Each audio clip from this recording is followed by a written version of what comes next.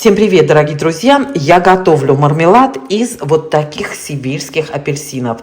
Их нельзя есть, у них мякоть не очень, скажем так, сочная. А вот для мармелада, как видите, здесь написано, что для мармелада специально. Из них готовят традиционный английский мармелад апельсиновый. Вот здесь у меня апельсины варятся. Видите, я их прикрыла крышкой. Не удивляйтесь, что воды мало. Я добавила воды столько, сколько нужно по рецепту на количество апельсинов. И они будут готовиться под паром. Как видите, я накрыла их крышкой. И вот эти апельсины, которые всплывают, они все равно от горячего пара как бы готовятся. Вот крышечкой плотно накрываю. Таймер у меня стоит вот здесь. И когда они сварятся, я выну их. Вот приготовила здесь блюдо, ложечку, и дам им остыть. Кстати, посмотрите, вот здесь на этикетке написан рецепт. Видите? Вот. Но я буду готовить по другому рецепту, по традиционному классическому английскому рецепту. Вот один у меня попался испорченный. Но это тоже нужно будет почитать на всякий случай. Традиционный рецепт, по которому я буду готовить, предусматривает равное количество апельсинов, воды и сахара. То есть сколько апельсинов, столько воды, столько сахара. Итак, друзья, прошло время. Вот так выглядят апельсины. 45 минут я их варила, дала им остыть. И вот так вот, видите, они выглядят. Я приготовила посуду для мякоти, для косточек отдельно и для жилок всяких, и для самой цедры. Вот здесь у меня жидкость, я ее пока отложу, она не нужна. Я ее перелила в другую посуду, потому что у меня в кастрюле варятся еще апельсинчики. Так, ну вот смотрите, все, что нужно делать, это вот эту вот штучку выбросить. Ну, скажем, вот здесь будет мусор. Делим на 4 части. И вот так вот выскребаем мякоть вместе с косточками, со всеми делами. Видите?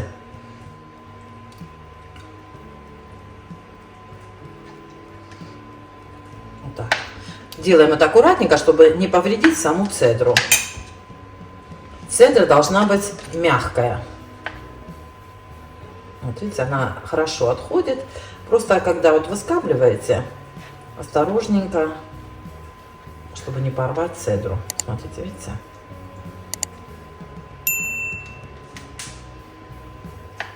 Цедру мы нарежем.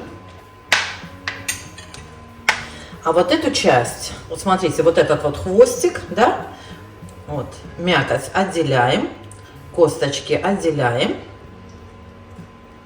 Вот так. И остается вот то, что вот такое твердое. Вот видите, вот здесь вот совсем мало.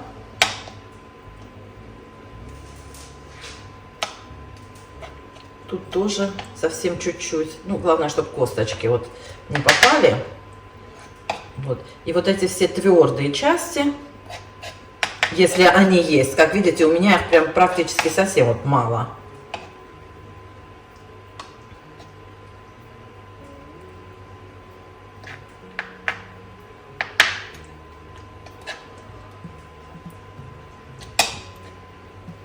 Их перекладываем, вот эти вот части перекладываем в отдельную посуду. Потом мы, вот это, наверное, знаете, выброшу. Вот так. У меня, девочки, извините, идет мультитаскинг, потому что у нас завтра обещают очень-очень сильный ураган. И я пеку блинчики, чтобы хотя бы было с чем чай попить. У меня есть такой у нас походный примус. Вот на нем можно вскипятить чайник. Больше как бы ничего не сделаешь, не приготовишь. Поэтому я пытаюсь что-то приготовить такое, чтобы можно было поесть хотя бы с чаем. Так, вот эту мякоть, друзья, аккуратненько отделяйте, потому что вот это все мы потом с вами поварим, но оно пойдет как бы в мусор, вот эти твердые кусочки. Видите, вот эти твердые пленочки, они пойдут в мусор. Но мякоть саму старайтесь, ну, чтобы мякоть оставалась вот здесь побольше. Так, мякоть пойдет отдельно в посуду. Вот. А цедру порежем тоненькими, такими тоненькими полосочками. Значит, сильно тонко резать не надо, потому что она как бы развалится. И сильно толсто тоже не нужно, иначе будут прям большие куски во рту попадаться, и на тост будет намазывать, или там на булочку вам будет намазывать не очень удобно. Вот так готовим все апельсины. Сейчас я так сделаю и к вам вернусь. Такими, знаете, примерно 3 миллиметра толщиной. Можете потоньше, в смысле вот здесь поменьше их порезать, как угодно. Я, может быть, на 3 части буду резать апельсины. Вот. И вот эта цедра, она у нас идет отдельно. Мне кажется, приготовление занимает больше всего времени. Так, это пленочка. Вот и все, друзья. Вот так и продолжаю.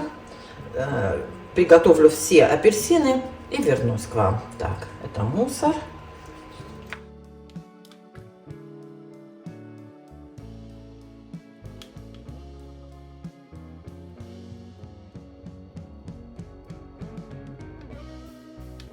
Видите, вот порвала. Ну, поэтому нужно осторожненько. Вот, можно вот так сделать, смотрите.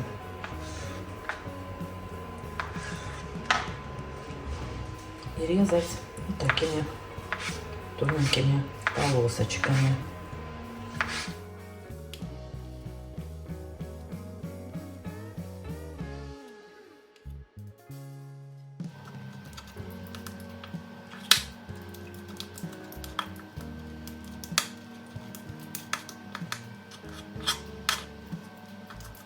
Друзья, вот видите, осталась вот эта вот белая пленочка, прям плотная.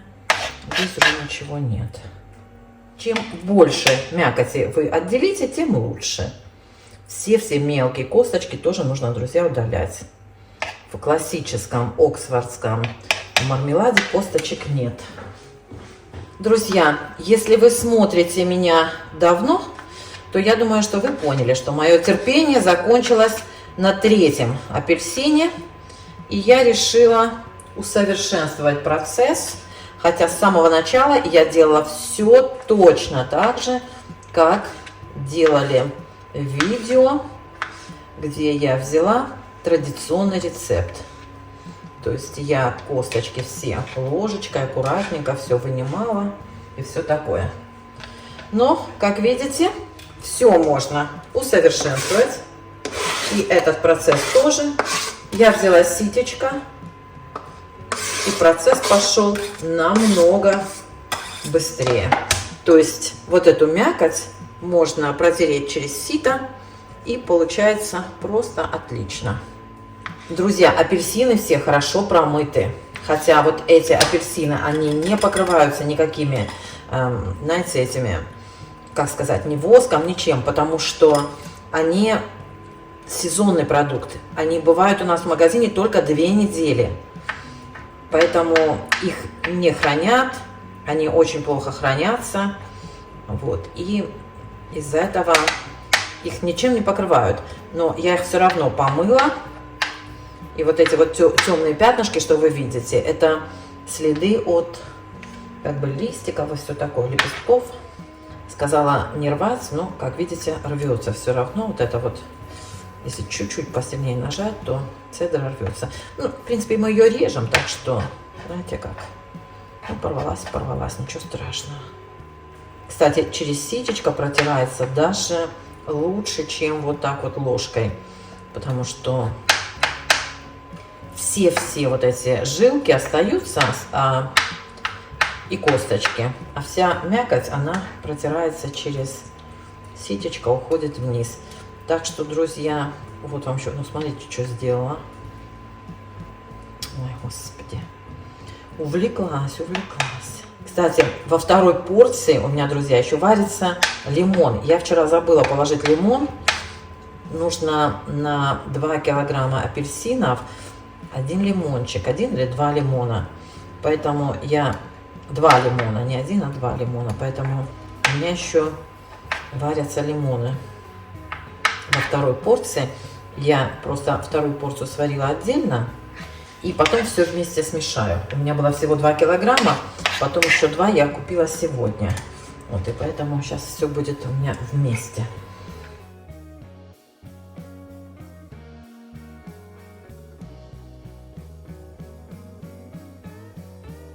Вот. И теперь так вот аккуратненько все протираем. И все отлично протирается. Так.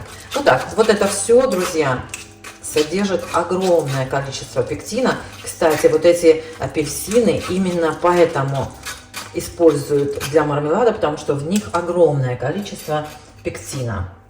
И вот это все мы с вами потом еще поварим в марле, для того, чтобы полностью использовать весь пектин. Он, кстати, вот у них даже в косточках содержится большое количество.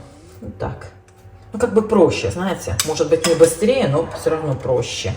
Итак, друзья, не прошло и года. 4 килограмма апельсинов, цедра нарезана, мякоть продавлена. И вот здесь у меня косточки и корочки.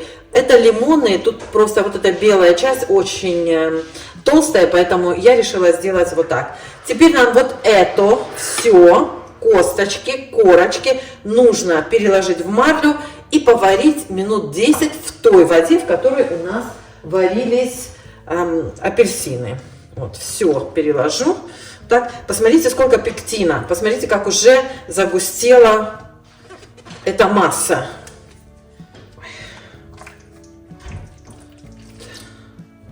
Специально положила туда эту штучку. Все это завязываем и поварим, как я уже сказала, 10 минут. Так, как мне это завязать? Ну, короче, в общем, вы поняли, да? Чтобы хорошо все было завязано, чтобы ничего не вываливалось. Все, потом все это продавим хорошенечко, выдавим, отожмем и будем добавлять сахар и остальные ингредиенты.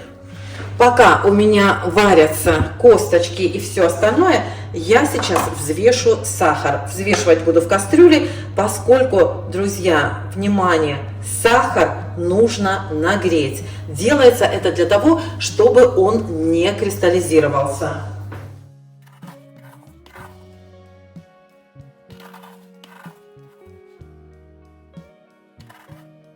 Две кастрюли у меня по 2 килограмма. Кажется, столько много, друзья, но такой рецепт. На каждый килограмм апельсинов нужен 1 лимон, килограмм сахара и что еще? И чайная ложечка патоки по желанию. Патока добавляется чисто для цвета, поэтому не обязательно, но если кто-то хочет более такой насыщенный, скажем так, это насыщенный цвет этого джема, этого мармелада, то можно добавить чайную ложечку патоки. Вот. Духовка разогревается до 110 градусов. Как только закипит у меня, вот эти косточки закипят, поставлю таймер на 10 минут и сахар в духовку на 10 минут. Он должен просто нагреться, не плавиться, не растает, ничего. Так, вот, друзья, вот так я закрепила пакетик этот, здесь завязала, чтобы он не утонул, совсем не пошел в плавание. Вот, видите, вот так завязала. И закипел сахар в духовке. Огонь убавлю. Должно, слегка кипеть. Вот. Плотненько закрываю. 10 минут варим, 10 минут нагреваем сахар. Итак, друзья, 10 минут прошло. Вынимаем пакетик. Я вынимаю и положу его вот сюда, в миску. Дам слегка остыть, чтобы руки не жгло. И отожму. Так, все. А сюда насыпаю сахар. Ау! Догадалась. Горячую кастрюлю руками. Хорошо, что я в перчатках. И сюда высыпаю сахар. Ой. Надо было перчатки взять. Так, и эту кастрюлю тоже. Слушай, у меня поместится? Интересно. Посмотрим, поместится у меня все или нет. Слушай, я боюсь, что у меня джем не поместится. Сейчас посмотрим. Так. И помешиваем до полного растворения. поскольку сахар теплый, он быстро растворится. И еще смотрите, чтобы на стеночках ничего не осталось, иначе будет кристаллизоваться сахар в джеме. Ну, я его называю джем, но в англоговорящих, в Англии и в Ирландии он называется мармелад.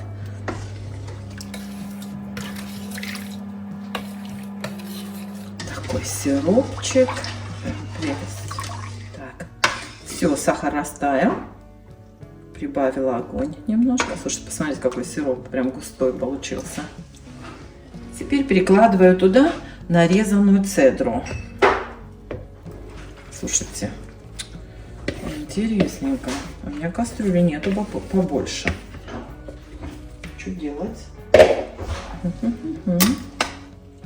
Уж не знаю даже, как мы это варить будем. У меня не помещается.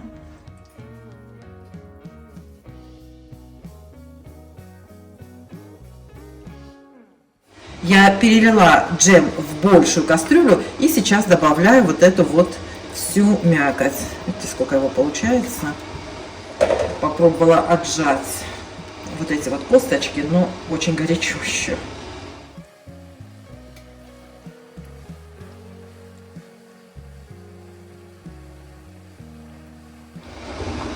Хорошенечко размешиваем, чтобы вся мякоть, ну как бы, знаете, разошлась.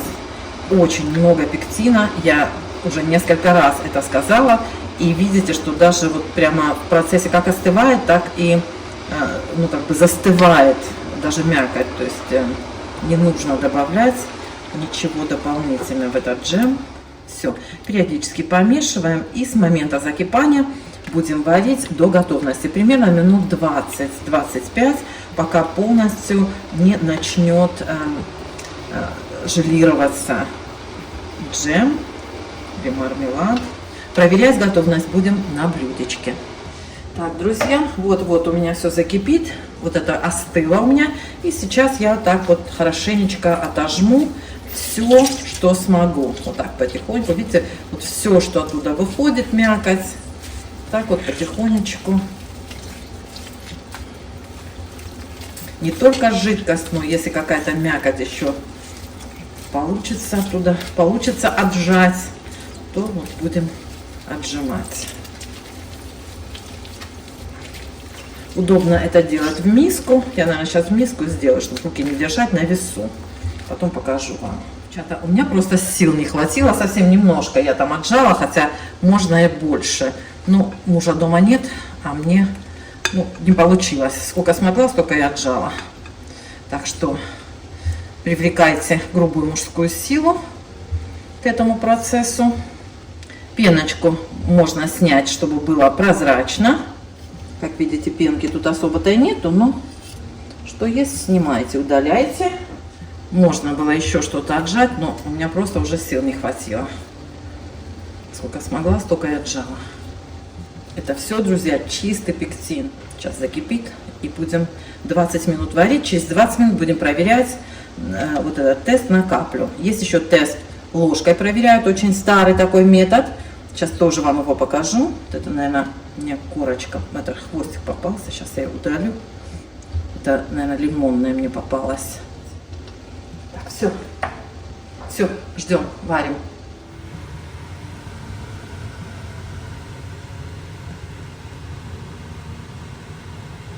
Так, друзья, смотрите, у меня банки уже готовы, крышки кипят, как видите. 20 минут прошло, у меня таймер стоял.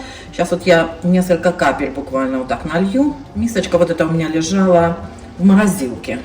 И поставлю на 2 минуты в холодильник. Вот видите, вот столько, немножко. Друзья, не забывайте мешать постоянно, чтобы вот это вот не образовывалась корочка.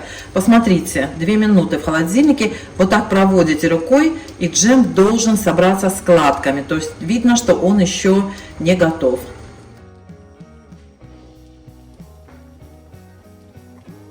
Смотрим, друзья, вот так пальцем проводите, и должна собраться с этими морщинками. Нету, не готово. Друзья, последняя попытка. Надеюсь, что джем готов. Тут и цвет поменялся, и видно, что цедра как бы равномерно плавает. Ну, посмотрим, давайте. Так вот, на взгляд он, конечно, еще жидкий. Ну, посмотрим. Друзья, хочу показать вам еще один метод определения готовности варенья по деревянной ложке. Вот помешайте ложкой и посмотрите, как варенье стекает. Вот смотрите, видите, одной капелькой, одна капля капает. Значит, варенье еще не готово. Видите, вот одна капля. Когда появятся 2 капли, вот тогда варенье будет уже готово. Еще раз показываю, смотрите. Вот видите, уже скоро. Почти готово, видите? Вторая капля появилась, но она еще как бы в одну соединяется. Почти готово. Все, 2 минутки и можно разливать.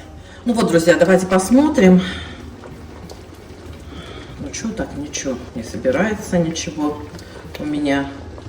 Морщинками не собирается, не знаю. Ну, посмотрите, по консистенции уже, мне кажется, готово все.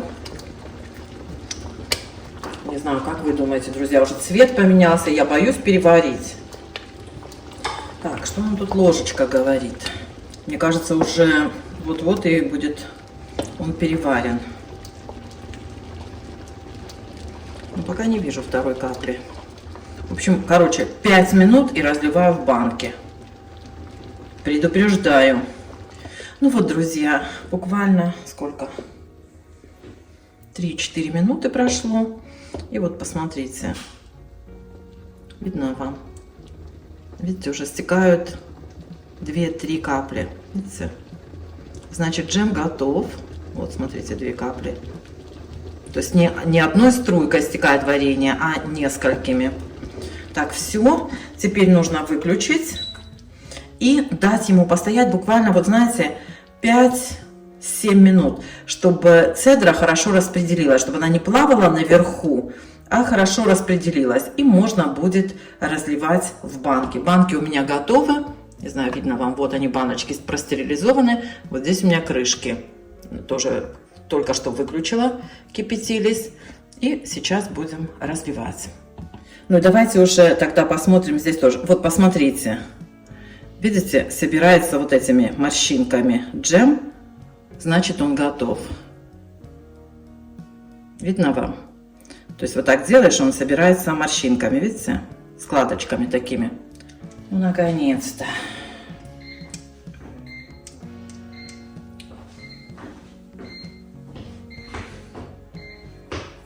Семь минут джем постоял.